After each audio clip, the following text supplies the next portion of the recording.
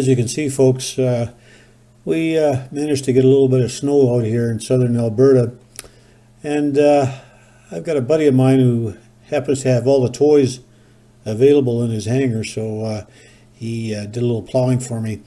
We also had to get one of the roof panels replaced, and that's what they're doing here right now.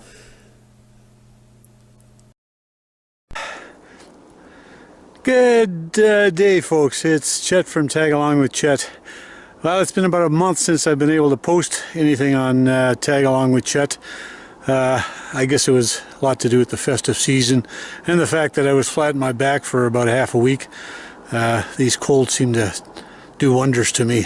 Anyway, I'm back at the hangar now.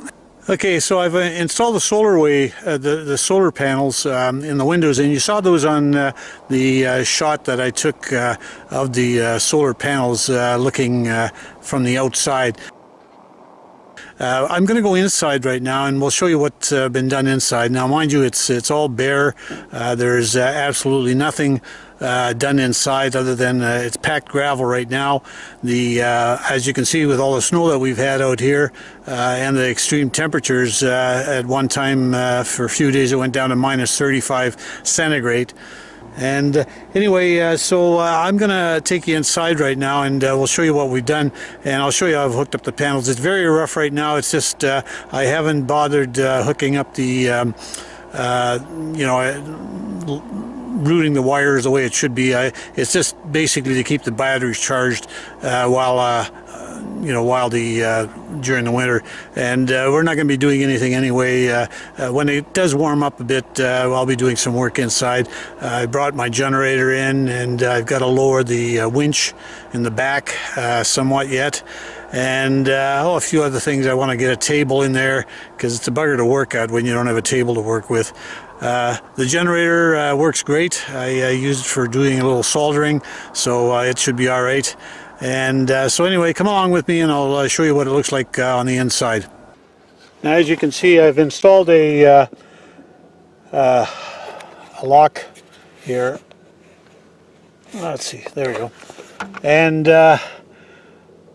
it's actually, I like this because what happens if somebody has to get into the hangar, they can just phone me. I'm going to put my telephone number up above this so they can get a hold of me, and I'll just put in the code. Okay, so I put the code in, open this up, and voila, there's the key. Now, door is open anyway, but anyway, there's the key. So if you need the key, it's in here, and then you just put it back in there. Okay, so the key's back in there. Close her up. Anyway, here we go on the inside. So as you can see, the bird's in there.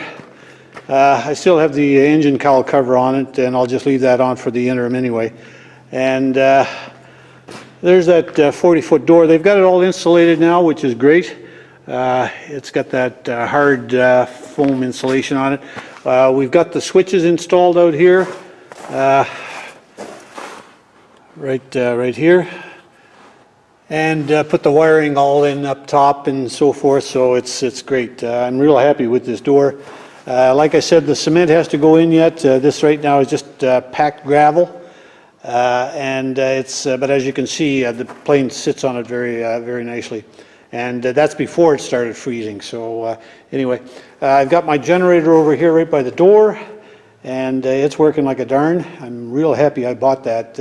Actually, I bought that during the time we had the flood in High River because we needed power, but it hasn't had much use since then. So that's there. Then, as you can see, as you walk a little bit further out here, if you look at the top there, right up there, that's where I have the solar panels, right up there on top of the, right in the window there. And those are two 40-watt, 12-volt solar panels, and I've just roughly wired them. As you can see, the wires running down, and they go to the batteries. Now, this is a 24-volt system, so I've got one solar panel hooked up to one battery, a 12-volt battery, and another one hooked up to the other 12-volt battery. And of course, when you hook the wire back up again, which is this red one over here, if I hook that back up to here, then we'll have 24-volt system. So this is the motor that runs it, and the clutch system and the gearing system and whatnot. and typical locking mechanism, and it works like a darn, folks. I'm real happy with these with this diamond door. Over here, I've got my regulators out here. These once the power has got to the max, which is 14.2 volts on the, I think it's 14.2, I'm not quite sure, but 14, anywhere around there, or up to 12 volts. Anyway, they shut off automatically, so I don't have to worry about it. And this is for one battery, and this is for the other battery, one panel and another panel.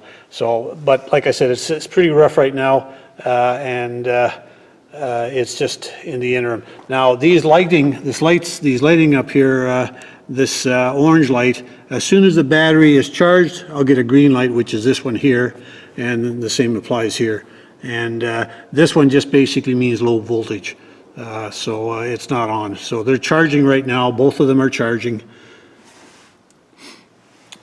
So I'm happy with this, because getting power in here was an arm and a leg, and I wasn't going to go there. Anyway, there's the bird. As you can see, I got a couple more windows on the back end out here. And in the corner here, at some point, you'll see I've got here's this big black panel here.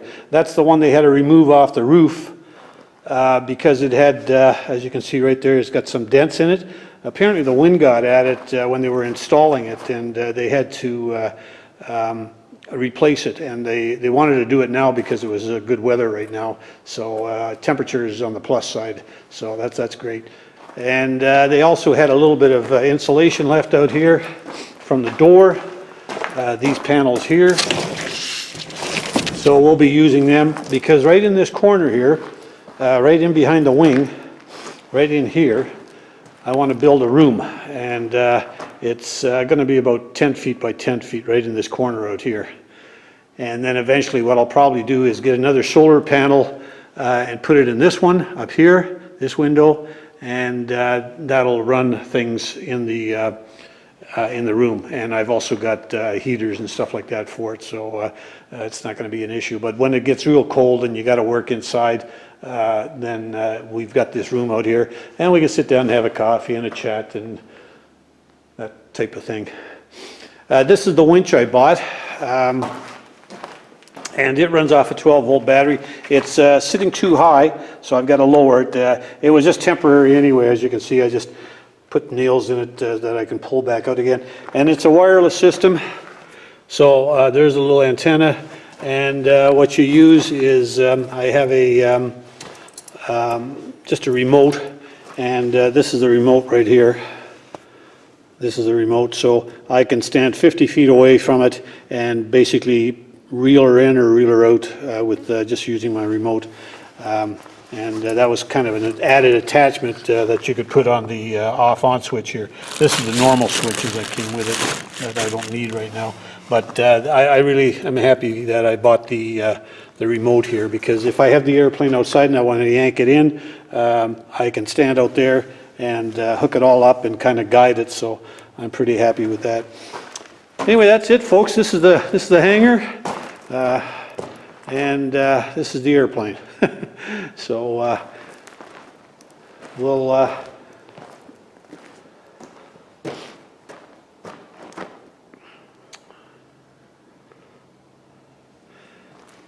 now I did some measurements out here.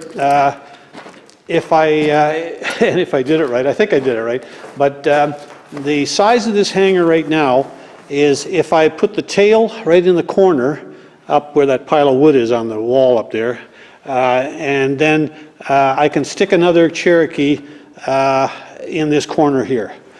Now, and of course, if you got a high wing, then it's even better. But for two low wings, that's basically the size that I'm using. You'll probably wonder why the snow's all in here. That's because it blew in underneath the door. Of course, what's going to happen is underneath the door there's going to be cement yet. You can see the strips right there, that plastic, right here. These plastic, well, the cement will probably come up to there. I think that's about at least 4 inches. Out here, I think it's 8 inches underneath the door, 8 inches deep. underneath the door. So it's going to be 4 feet wide, 8 inches deep, and 40 feet long, all the way down to the very end out there. There you go. That's basically, that's it. I'm going to head off home now. I'm getting tired and worked too hard today.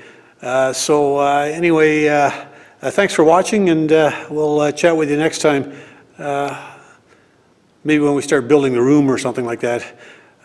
Oh, the annual's got to be done yet, but I think I'll wait for at least another month for that. I think it's due at the end of this month, but I'm going to let her run until probably another month after that, because I'd like to get the annual running from spring to spring instead of I've got mine right in the middle of winter right now, and I don't like that, because working on the airplane when it's extremely cold, I don't, especially in this hangar right now, which isn't heated.